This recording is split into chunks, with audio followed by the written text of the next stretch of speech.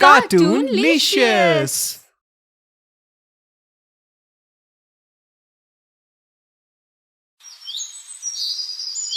गरीब रश्मि जो अपने बूढ़े पिता और छोटी बहन के साथ रहती थी। उसके पिता किराने की दुकान पर काम करते थे, लेकिन कुछ महीनों पहले पता चला कि उन्हें कैंसर की बीमारी है। अब उन्होंने बिस्तर पकड़ लिया।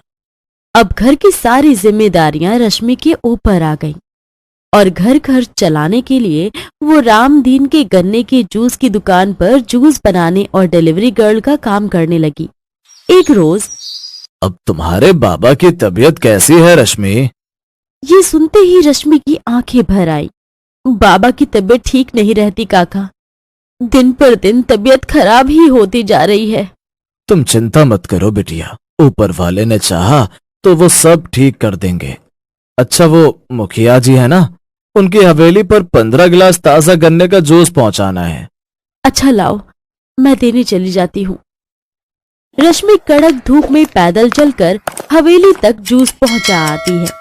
कुछ देर बाद जब वो ठेले पर लौटती है तो उसकी छोटी बहन शालू उसका इंतजार कर रही थी। दीदी जल्दी चलो, बाबा की तबीयत बहुत ज्यादा बिगड़ गई है। सब काम छोड़कर रश्मि जल्दी से शालू के साथ घर पहुंच जाती है। बाबा बाबा बाबा तुम ठीक तो हो ना? मेरे जाने का समय आ गया है मेरी बच्ची, तुम्हारी माँ मुझे बुला रही है। मेरे मरने के बाद तुम अपना और शालू का ख्याल रखना। हाँ बाबा, मैं अपनी शालू का खूब ख्याल रखूंगी, उसे पढ़ा लिखा कर एक बड़ा अफसर बनाऊंगी। वो अपनी बात पूरी भी नहीं कर पाती कि उसके बाबा अपना दम तोड़ देते हैं। बाबा बाबा हमें यूं अकेला छोड़कर मत जाओ बाबा। दीदी अब हम बाबा के बिना कैसे रहेंगे?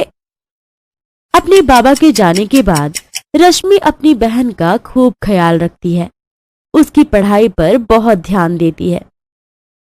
शालू मेरी बहन, तुम अपनी पढ़ाई पर खूब ध्यान देना। शालू भी अपनी बहन की बात मानकर उसका सपना पूरा करने में जुट जाती है। एक रोज स्कूल में, ये क्या है शालू, तुमने अभी तक स्कूल की फीस नहीं भरी। इस हफ्ते के अंदर फीस लेकर आओ तो ही स्कूल आना, वरना घर में बैठ जाना, समझी? शालू रोते हुए घर आ गई। घर आते ही ये बात उसने रश्मि को बताई। तू चिंता मत कर रश्मि, मैं कहीं से तेरे लिए पैसों का इंतजाम करती हूँ।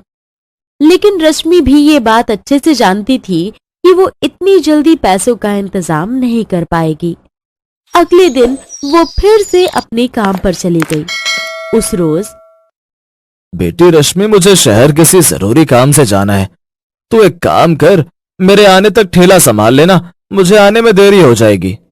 ठीक है काका, आप बेफिक्र होकर रहिए, मैं संभाल लूंगी। रामदीन रश्मि को बड़ा प्यार करते थे, वो उसे अपनी बेटी ही समझते थे। रामदीन के परिवार में उसके अलावा कोई नहीं था। वो रश्मि पर पूरा भरोसा करते थे, इसलिए उसके भरोसे अक्सर दुकान छोड़कर चले जाया करते थे। लेकिन उस रोज रामदीन शहर गए तो वो लौटे ही नहीं, क्योंकि जिस बस में वो शहर जा रहे थे, पहाड़ी से उस बस के गिरने से उसमें बैठे सभी लोगों की मौत हो गई। ये बात सुनकर रश्मि बहुत रोई। अब उसने अकेले ही गन्ने के जूस का ठेला संभालना शुरू किया। एक रोज उसे हवेली से सेठानी का फोन आया। रश्मि, 4 फ्रेश ग्लास हमारी हवेली पर पहुंचा दो। जी, बस कुछ ही देर में लाई। रश्मि ने गन्ने का जूस बनाया और हवेली पर देने चली गई। हवेली पहुंचते ही उसे वहां सोने की चेन पड़ी दिखाई दी। अरे, ये सोने की चेन, और वो भी लॉकेट वाली। ये जरूर सेठानी की होगी, उन्हें दे देती हूँ। रश्मि वो सोने की चेन और जूस लेकर अंदर जाती है। सेठानी जी, ये रहा आपका गन्ने का जूस। लाओ लाओ, कब से इंतजार कर रही थी। इस गर्मी में तो बस एक यही है जिसे पीकर आराम मिलता है। बिल्कुल 100% की बात कही है सेठानी जी। अच्छा सेठानी जी, ये शायद आपकी सोने की चेन गिर गई थी, सीढ़ियों पर पड़ी मिली थी। अरे हाँ, ये तो मेरे लाखों की चेन और लॉकेट है, लेकिन क्या इसे देखकर तुम्हें लालच नहीं आया? दूसरों की चीजों का क्या लालच करना सेठानी जी। ये सुनकर सेठानी बहुत खुश हुई और उसने जूस के पैसे के साथ 1000 रुपए और रश्मि को इनाम के तौर पर दे दिए। ये लो बेटी, इसे अपना इनाम समझकर रख लो। नहीं सेठानी जी, मुझे ये नहीं चाहिए।